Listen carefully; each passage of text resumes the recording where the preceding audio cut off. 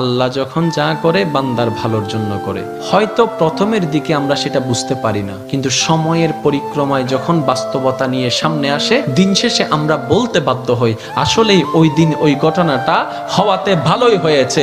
আল্লাহ কখনো বান্দার ক্ষতি চাই না। আল্লাহ যদি ক্ষতি চাইতেন সকালের নামাজ না পড়ার কারণে কান্না করে দিতে পারতেন, যদি আল্লাহ ক্ষতি চাইতেন দুপুরে নামাজ না পড়ার কারণে ল্যাংড়া করে দিতে পারতেন। আল্লাহ সেটা চান না। আল্লাহ চাই বান্দার সব সময় ভালো। আর মা তো দেখেন জন্ম দেওয়ার কারণে সন্তানের তো অপরাধ করার পরও মা সন্তানের প্রতি কতই ভালোবাসা, কতই মায়া, বাবার কাছ থেকে সন্তানের পিঠকে বাঁচাই ফেলছে, এরকম হাজারো মা আছে ওই মায়ের জন্য।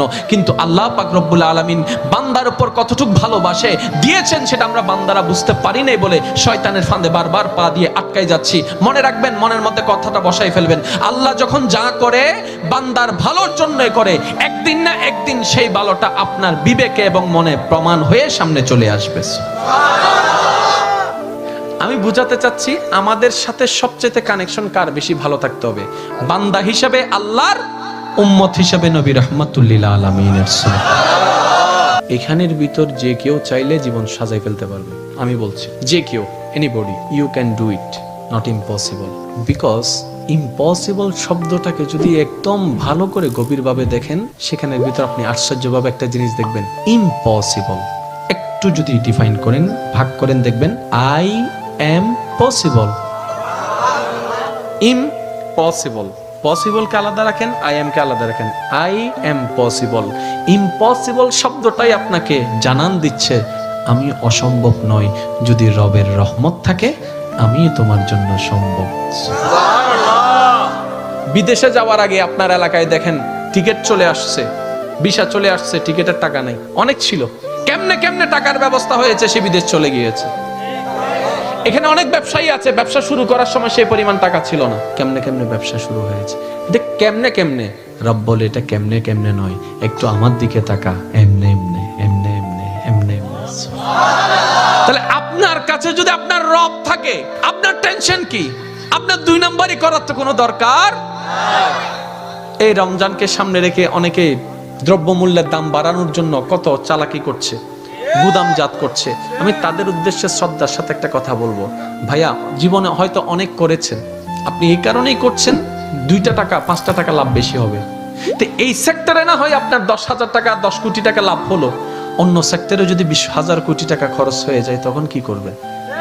কারণ জগতের মানুষ সবাই জানে যে অন্যের জন্য গর্ত করে সে গর্তে সে নিজেই পতিত হয়, এই কথা নিয়ে কারো কোনো দ্বিমত নেই। যে অন্যের কষ্টের কারণ হয় সে নিজের জীবনে কষ্টকে দাওয়াত দেয়, এই কথা নিয়ে কারো কোনো দ্বিমত নেই। আপনি ধর্মের কথা বাদ দেন, একজন মানুষ হিসেবে চিন্তা করে দেখেন, যারা কোটিপতি তারা বাজারে যাচ্ছে না, অফিস থেকে টাকা দিয়ে দিচ্ছে, ঘর থেকে স্লিপ দিয়ে দিচ্ছে, ফোন করলে বাজার চলে আসতেছে, হিসাবও নিচ্ছে না। কিন্তু আমাদের মতো যারা গরিবরা আছে, দিনে এনে দিনে খায়, অল্প কিছু টাকা ইনকাম করে সেখান থেকে কিছু ভাগবটারা করে চাউল নেই, অল্প করে চাউল নেই, অল্প করে ডাল নেই। একবার ভেবে দেখেন তো, আপনি যেগুলাকে মওজুদ করে দাম বাড়িয়ে দিচ্ছেন, এগুলো আপনি আমি কেউ বানাই নাই, সব রবের দেওয়া নিয়ামত। আমরা ধান রোপণ করেছি, ওইটাকে ধান বানিয়ে দিয়েছেন রব। আমরা বীজ বপন করেছি, গাছ বানিয়ে দিয়েছেন রব। আর একটু জোরে বলেন না সুবহানাল্লাহ। আমরা যেগুলা গুদামজাত করছি সব রবের দেয়া নিয়ামত, আর রব দিয়েছেন শুধু তার বান্দাদের জন্য। এবার আপনি আমি যদি সে বান্দাদের কাছে খাবারটা পৌঁছানোর জন্য একটা দেওয়াল হয়ে দাঁড়াই, রবের কাছে আপনি আমি আসামি হয়ে যাব।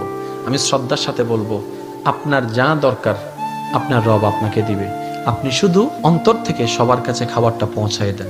হয়তো আপনার দুনিয়াবি ক্ষেত্রে 2টা পয়সা লস হবে, কিন্তু অন্যদিকে দেখবেন আপনার রব আপনাকে আরো 10 গুণ বাড়াই দিবে। কিভাবে? মানজা বিল হাসানাতে।